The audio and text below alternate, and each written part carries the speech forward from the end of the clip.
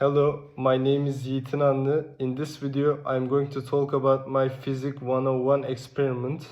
I'm from Electric and Electronic department, and this is my first semester.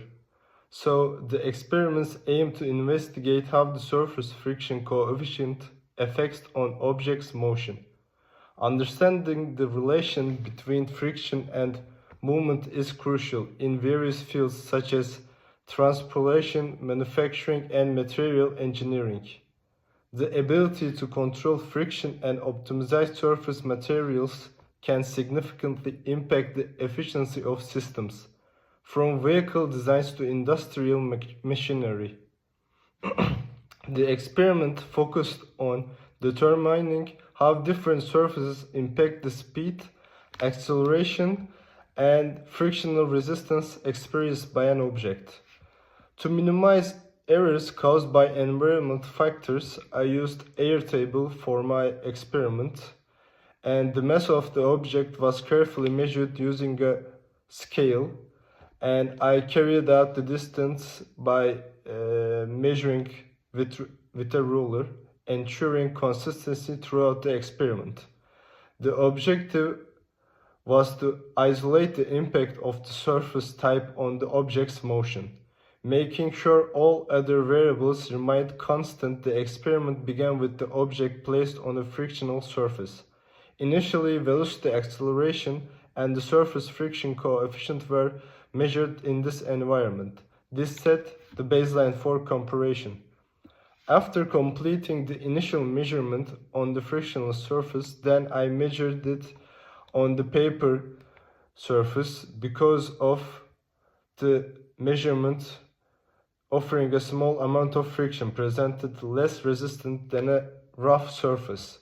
Finally, the surface was replaced with rough wooden material to test the effect of increased friction.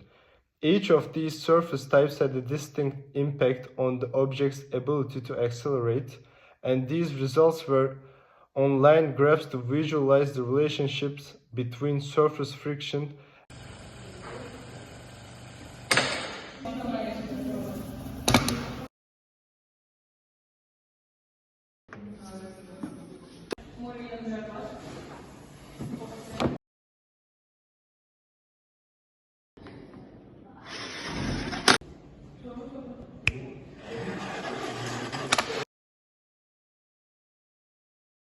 As the experiment progressed, it became clear that the surface condition played a significant role influencing the object's acceleration.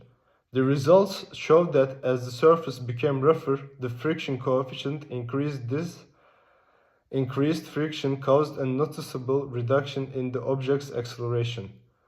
On the frictionless surface, the object moved with the highest acceleration, as expected because there was minimal resistance.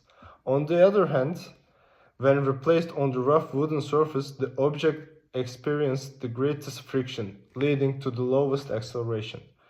The findings confirmed the hypothesis that higher frictionless forces act against an object's motion, reducing its ability to accelerate. This experiment not only highlighted the direct relation between surface condition and motion, but also demonstrated how important it is to consider friction when designing systems where efficient movement is necessary.